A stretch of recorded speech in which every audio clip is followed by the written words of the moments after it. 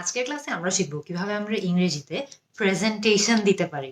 আমাদের কিন্তু অনেক কারণে অফিসে প্রেজেন্টেশন দেওয়া লাগতে পারে, ইউনিভার্সিটিতে প্রেজেন্টেশন দেওয়া লাগতে পারে, কোনো মিটিং এ প্রেজেন্টেশন দেওয়া লাগতে পারে।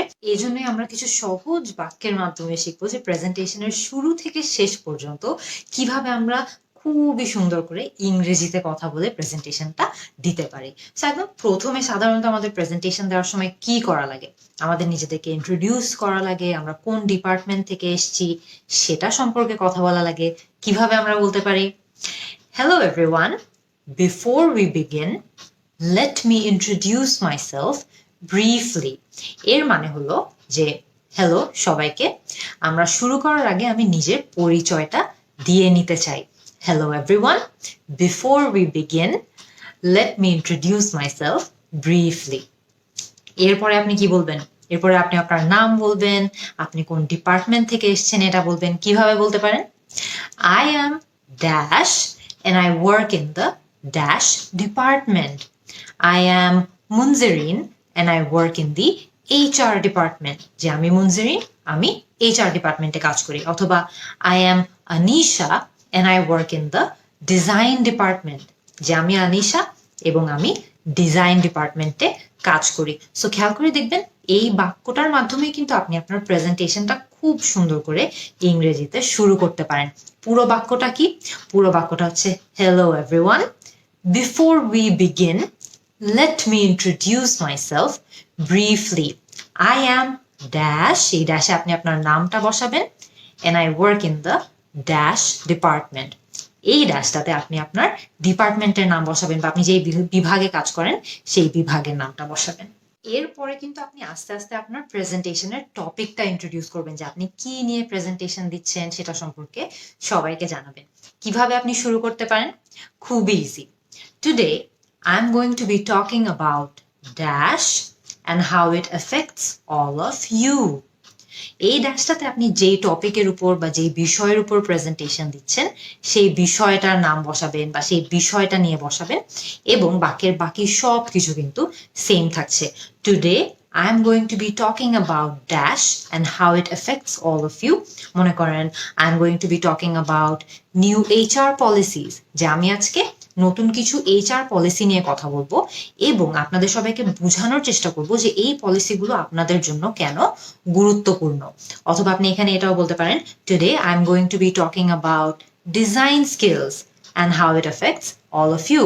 এর মানে হলো যে আজকে আমি ডিজাইন স্কিল সম্পর্কে কথা বলবো আমার প্রেজেন্টেশনে, এবং আপনাদেরকে বোঝানোর চেষ্টা করব যে কেন এটা আপনাদের জন্য গুরুত্বপূর্ণ। সো আপনি ড্যাশটাতে যেই টপিকের উপর প্রেজেন্টেশন দিচ্ছেন সেই টপিকের কথা বসাবেন, বাক্যের সব কিছু কিন্তু সেম থাকছে। এরপরে আপনি কি বলতে পারেন? এরপরে আপনি হয়তো বা তাদেরকে বলতে চান যে আমি কিভাবে শুরু করছি প্রেজেন্টেশনটা এবং এরপরে আমি কি করছি। সো তাদেরকে জাস্ট একটা ওভারভিউ দেওয়া, মানে তাদেরকে একদম শুরুতে একটা ছোটখাটো আইডিয়া দেওয়া যে আপনি পুরো প্রেজেন্টেশনটা কিভাবে সাজিয়েছেন। কিভাবে বলতে পারেন? I'll begin by dash the issues and then go on to describe what they mean for you. একটু বড় বাক্যটা, বাট খেয়াল করে দেখেন, আপনি যদি একটু ভেঙে ভেঙে চিন্তা করেন তাহলে কিন্তু খুবই সহজ হয়ে যাবে। প্রথমে দেখি আমরা, I'll begin by dash the issues. I'll begin by highlighting the issues. অথবা I'll begin by outlining the issues. Highlight করা বা আউটলাইন করা মানে হলো যে আমি আপনাদের সবাইকে কিছু পয়েন্ট পয়েন্ট পয়েন্ট পয়েন্ট করে দিব বা পয়েন্ট পয়েন্ট দেখিয়ে দিব, যে পয়েন্টগুলো আমার পুরো প্রেজেন্টেশনটাকে সাম আপ করে দিবে বা সামারি দিয়ে দিবে। আমি সেটার আউটলাইনটা আপনাদেরকে দিব। কিভাবে বলতে পারি? I'll begin by highlighting the issues অথবা I'll begin by outlining the issues. এরপর আমাদের বাক্যটাতে কি ছিল? And then go on to describe what they mean for you. এই বাক্যটার অর্থ হলো যে আমি প্রথমে তো আউটলাইন করলাম বা প্রথমে আমি হাইলাইট করলাম, এরপরে আমি আরো অনেকগুলো বর্ণনা দিব বা আরো ডিপলি আপনাদেরকে বোঝানোর চেষ্টা করব যে এই যে আমি এতক্ষণ এগুলো নিয়ে কথা বললাম এগুলো কেন আপনাদের জন্য গুরুত্বপূর্ণ বা এগুলো আপনাদের জন্য কি গুরুত্ব রাখে। আমি যদি পুরো বাক্যটা আরেকবার বলি তাহলে আমাদের কাছে কি আছে? I'll begin by dash the issues I'll begin by outlining the issues, অথবা I'll begin by highlighting the issues, and then go on to describe what they mean for you. এর মানে হলো যে আমি প্রথমে আউটলাইন করব ইস্যুগুলো বা হাইলাইট করব ইস্যুগুলো এবং এরপরে আমি এগুলো নিয়ে আরো অনেক বেশি বর্ণনা দিব, যাতে আপনারা বুঝতে পারেন যেগুলো আপনাদের জন্য কি গুরুত্ব রাখে।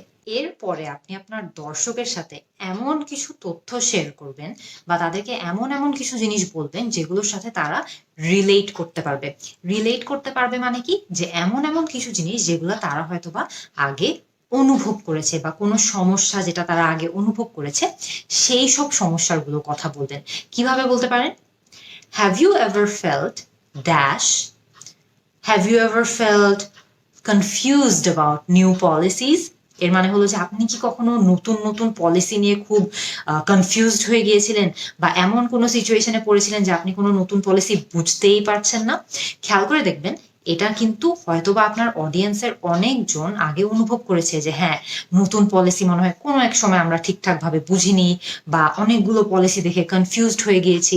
সো এটা কিন্তু তাদের জন্য অনেক রিলেটেবল হবে। সো যখন আপনি প্রেজেন্টেশনটা দিচ্ছেন তখন কিন্তু এই বাক্যের স্ট্রাকচারটা ইউজ করে আপনি এরকম কোনো অভিজ্ঞতার কথা বলতে পারেন যে have you ever felt dash confused about new policies, confused about new rules, অথবা confused about designing. সো এই ধরনের জিনিসগুলো নিয়ে তারা হয়তো বা রিলেট করতে পারবে, কারণ তারা এই ধরনের সমস্যায় হয়তো আগে পড়েছে। সো আপনি যখন আপনার প্রেজেন্টেশনটা দিচ্ছেন, একদম মূল বিষয়টা যাওয়ার আগে কিন্তু আপনি এরকম কিছু অভিজ্ঞতা নিয়ে কথা বলে বা এরকম কিছু অভিজ্ঞতা তাদের সঙ্গে শেয়ার করে তাদেরকে আরেকটু রিলেট করাতে পারবেন বা তাদেরকে আরেকটু ইনভলভ করতে পারবেন। এরপর তাদেরকে আরেকটু মজাদার তথ্য দেন না, আপনি এটাও কিন্তু বলতে পারেন did you know that dash. হয়তো বা এটা বলতে পারেন যে did you know that 40% of people are often confused about designing skills। এর মানে হলো যে আপনি কি জানতেন যে 40% মানুষজন আসলে ডিজাইন স্কিল সম্পর্কে খুবই কনফিউজড। অথবা did you know that 40% of people don't understand new policies। যে 40% মানুষজন আসলে নতুন পলিসি বুঝেই না। সো এই ধরনের কিছু মজাদার তথ্য যদি আপনার কাছে থেকে থাকে আপনার সেই প্রেজেন্টেশনের বিষয়ের উপর বা প্রেজেন্টেশনের টপিকের উপর, তাহলে কিন্তু আপনি ইজিলি এই বাক্যের স্ট্রাকচারটা কি, did you know that dash, এই স্ট্রাকচারটা ইউজ করে একটা মজাদার তথ্য দিতে পারেন, যেটা হয়তো আপনার অডিয়েন্স অনেক এনজয় করবে, আপনার অডিয়েন্সকে একটু হাসাবে, অথবা আপনার অডিয়েন্সকে ফিল করাবে বা অনুভব করাবে যে এই অভিজ্ঞতাটা আসলে তাদের হয়েছে, বা এটাকে আপনি একটু মজাদার ভাবে তাদের সামনে তুলে ধরতে পারেন এই বাক্যটা ব্যবহার করে। মনে করেন এতক্ষণ আপনি অনেকগুলো পলিসি নিয়ে কথা বললেন, সবকিছু নিয়ে বিস্তারিত আলোচনা করে ফেললেন, এরপরে আপনি আপনার প্রেজেন্টেশনে কিভাবে আগাতে পারেন? আপনি হয়তো বা বলতে পারেন okay that covers the new policies. মানে আচ্ছা, আমরা মোটামুটি নতুন সব নীতিমালাগুলো নিয়ে আলোচনা করে ফেলেছি। Dash I would like to move on to what they mean for you. যে এর পরে আমি এই আলোচনায় যেতে চাই যে এই যে আমরা নতুন নতুন নীতিমালাগুলো নিয়ে কথা বললাম, এগুলো আপনাদের জন্য কি গুরুত্ব রাখে। আমরা পুরো বাক্যটা যদি একবার সাজিয়ে দেখি কি হতে পারে, okay that covers the new policies dash I would like to move on to what they mean for you. Next, I would like to move on to what they mean for you. মানে এরপরে আমি আলোচনা করতে চাই যে এই পলিসিগুলো আপনাদের জন্য কি গুরুত্ব রাখে। অথবা now I would like to move on to what they mean for you. দুটোরই অর্থ হলো যে হ্যাঁ, আমরা এতক্ষণ সব ধরনের নীতিমালাগুলো নিয়ে আলোচনা করেছি, আমাদের সব ধরনের আলোচনা মোটামুটি হয়ে গিয়েছে, এখন আমি মুভ অন করতে চাই বা এখন আমি আগাতে চাই আলোচনার সেই দিকে যেখানে আমি আপনাদেরকে বোঝানোর চেষ্টা করব যে এই যে আমরা এতক্ষণ যে নীতিমালাগুলো নিয়ে কথাবার্তা বললাম সেগুলো আপনাদের জন্য কি গুরুত্ব রাখে। সো এই জিনিসটা বোঝাতে কিন্তু আপনি নেক্সট প্রেজেন্টেশনে এই বাক্যটা ইউজ করতে পারেন। এখন মনে করেন আপনার প্রেজেন্টেশন মোটামুটি একদম শেষের দিকে, আপনি তখন আপনার যতগুলো বিষয় নিয়ে আপনি কথা বলেছেন, যেই ধরনের ইস্যুস গুলো নিয়ে কথা বলেছেন, সবকিছু একটু রিভিউ করতে চান বা একটু রিভাইজ করতে চান বা একটু আরেকবার বলতে চান। এটা আপনি ইংরেজিতে কিভাবে বলতে পারেন? Dash I would now like to dash the main points from the session. To wrap up, I would now like to review the main points from the session. যে আমি এখন টু র্যাপ আপ, এই বাক্যটার অর্থ হলো যে আমি এখন সবকিছু র্যাপ আপ করছি, আমি এখন একদম সবকিছু গুছিয়ে শেষের দিকে চলে আসছি। সো আমি সেশনটা শেষ করার জন্য এখন পুরো সেশনের যতগুলো ইস্যু নিয়ে আমি কথা বলেছি সবকিছু আরেকবার রিভিউ করব।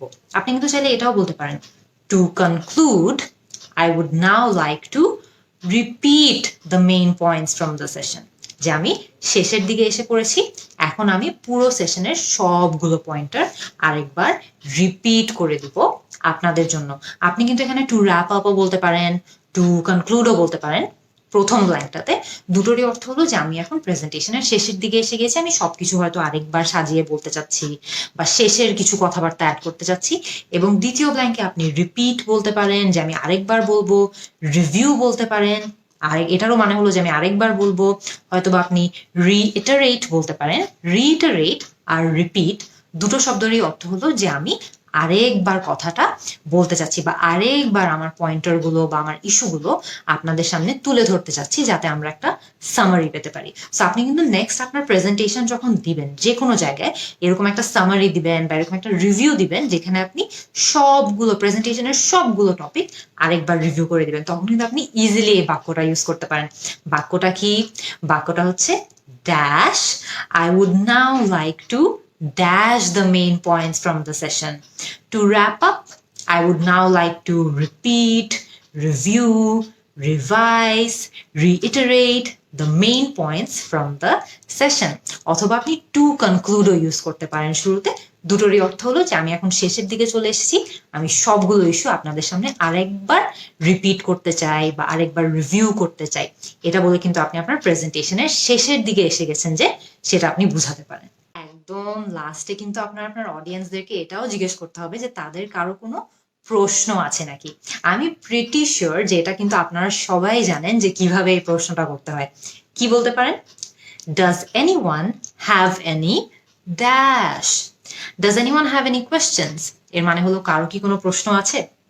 Does anyone have any queries? এরও মানে হলো কারো কি কোনো প্রশ্ন আছে। অথবা does anyone have any remarks? যে আপনারা কেউ কি কিছু বলতে চান আমার প্রেজেন্টেশনের শেষে। সো খেয়াল করে দেখবেন এই তিনটার মধ্যে যে কোনো একটা আপনি বলতে পারেন।